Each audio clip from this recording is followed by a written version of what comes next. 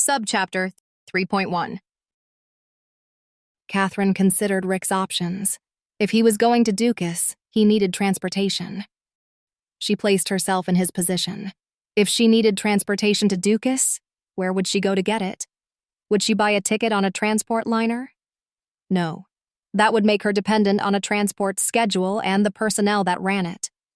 She would insist on her independence and have her own ship, allowing her to come and go as she liked, with no hindrances or compliances with rules and schedules. She would buy her own ship, something small and fast. And why not? She had the money, a backpack full of money. Time was a determining factor. She did not have the luxury of time to go far to shop around and weigh all the possible choices. She would find a market closest to Fort Guthrie for the right ship. And where was that market? Where could the best and widest selection of ships for sale nearest to Fort Guthrie be found? Evergreen City is only 6 miles from here. A small city with a population of 10,000, more prominent than Fort Guthrie, but not a major metropolis either. Evergreen City prided itself in its air and spacecraft market. Dozens of dealers dotted the city limits, mainly on the periphery, offering a generous variety of ships from which to choose. Evergreen attracted buyers from around the planet, especially those who wished to remain anonymous, seeking a private deal, clandestine and quiet. If Catherine were Rick, Evergreen would be at the top of her list of destinations. Her thoughts wandered as she sat back in her seat on the hopper to the city. She was unable to concentrate. Something about Rick. A side thought intruded into her analysis and became a distraction, robbing her attention from the case to which she was assigned. He was free. A wanted man, yes. A fugitive from the law, yes. But at the moment, until he was apprehended, he was free to go where he pleased, do as he wanted, and take orders from no one. If he got what he wanted in Evergreen, he would be free to roam the galaxy. No one programmed him. Nobody owned him. When they arrived in Evergreen, Catherine sent her team members to search out the ship dealers and question them while she met with the local law enforcement to inform them of their presence and mission. She met with Sheriff Duncan, a heavy-set, large black man in his 50s, and found him to be too casual, bearing a dismissive attitude. Duncan believed that the fugitive did not seem to be an immediate threat. McCabe had no prior record. He was a decorated Space Force veteran and was acting out of concern for his family. But no matter. Duncan would offer Catherine his assistance when needed. Just give him a call. Catherine left the sheriff's office with the sinking feeling that the burden of completing this task lay on her shoulders with little help from local law enforcement. Saddled with that responsibility, she then set about to assist Willis, Sanchez, and Dow in questioning the ship dealers. Catherine projected an image of Rick's headshot from the palm of her hand to each dealer she met, asking them if they had seen this man. Each one shook their head. No.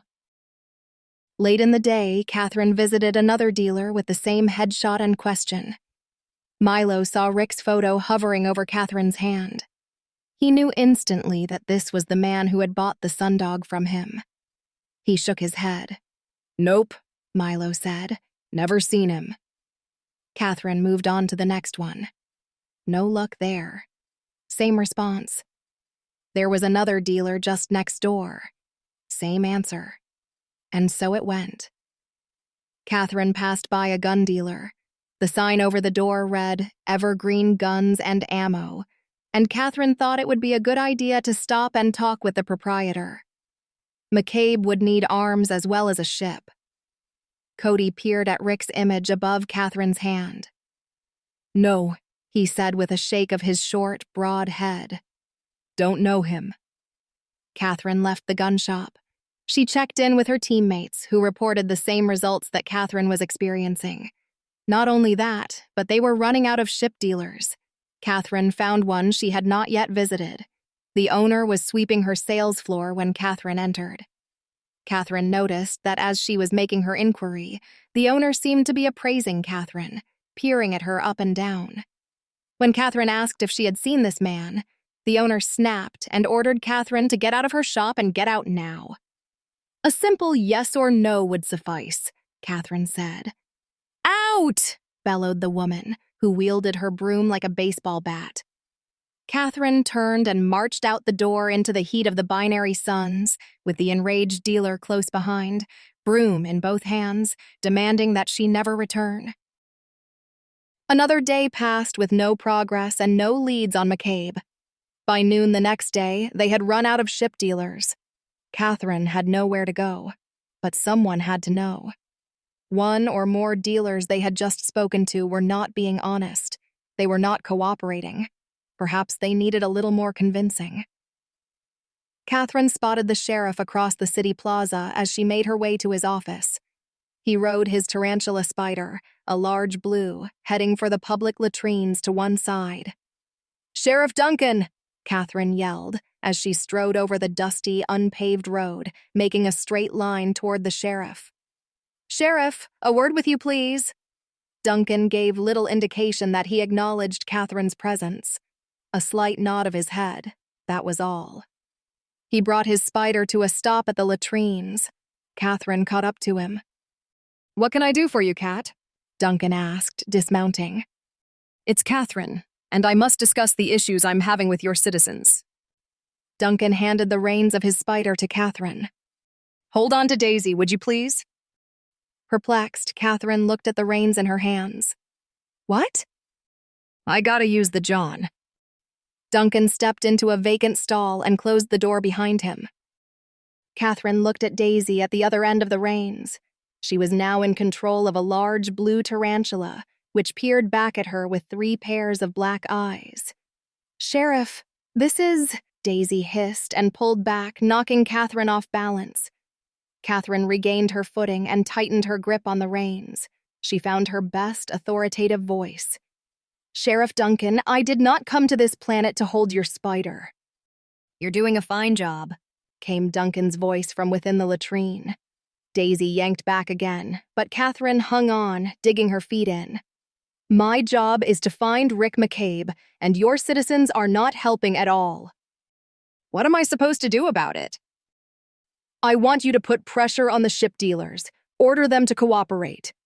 Daisy reared, throwing up her front legs and baring her fangs in a display of intimidation. She hissed and growled. Catherine hung on. Duncan laughed. "Like that's ever worked before." A man approached from behind Catherine. She became aware of him, but as she was preoccupied with controlling Daisy, she did not turn to acknowledge him. The spider tried Catherine's patience, which was running thin even for an android. When Daisy pulled back on the reins, Catherine yanked back.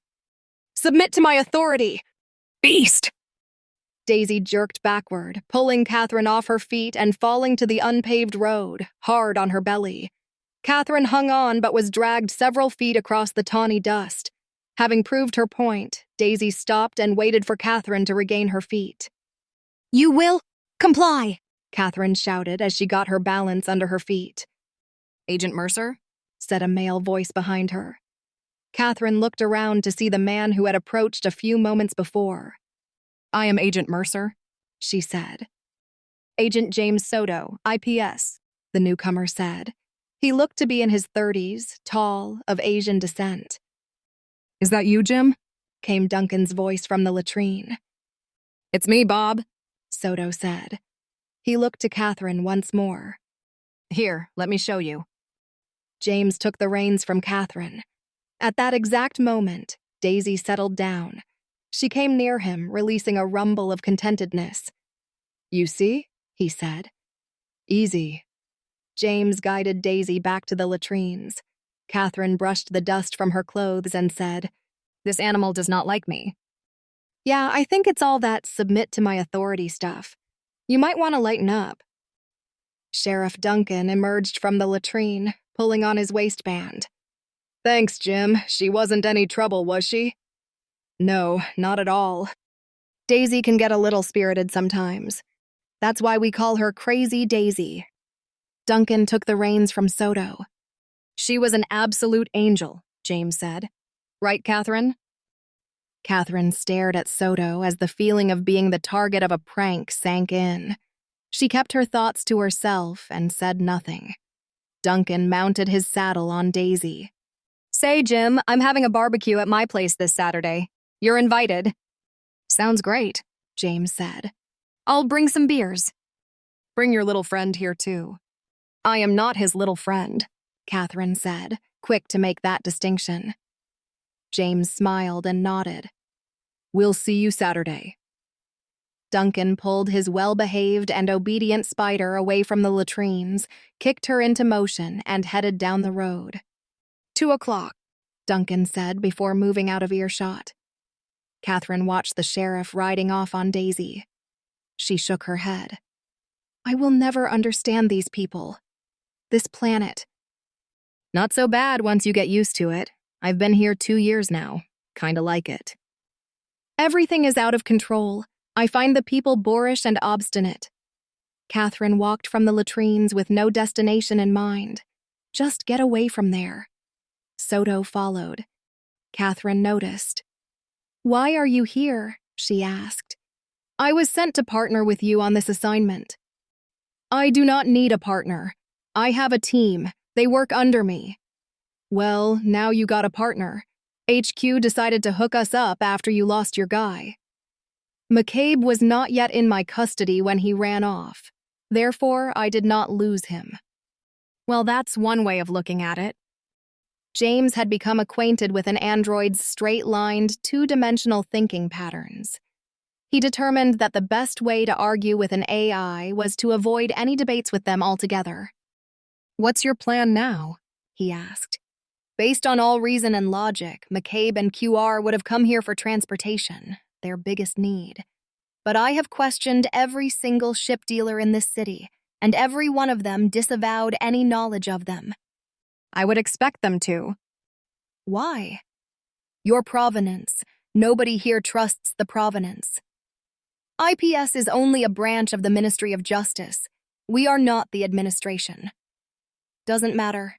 As long as you're remotely associated with the provenance, you won't get anywhere with the people on Aranay." Hearing this, Catherine realized her mission to Aranay was headed to an inevitable dead end. She came to an abrupt stop beneath a tree and faced Soto.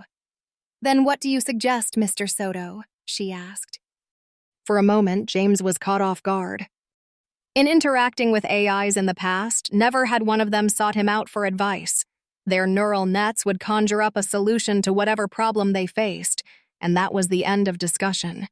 The human's opinion was irrelevant. But Catherine stood there, eyes on him, waiting for his point of view. Impressed, Soto gave her question some thought. "Assume that McCabe has already obtained a ship and is now setting up to make a run to Dukas." "Right," she said, lights going on in her head. "Move on to the next logical step.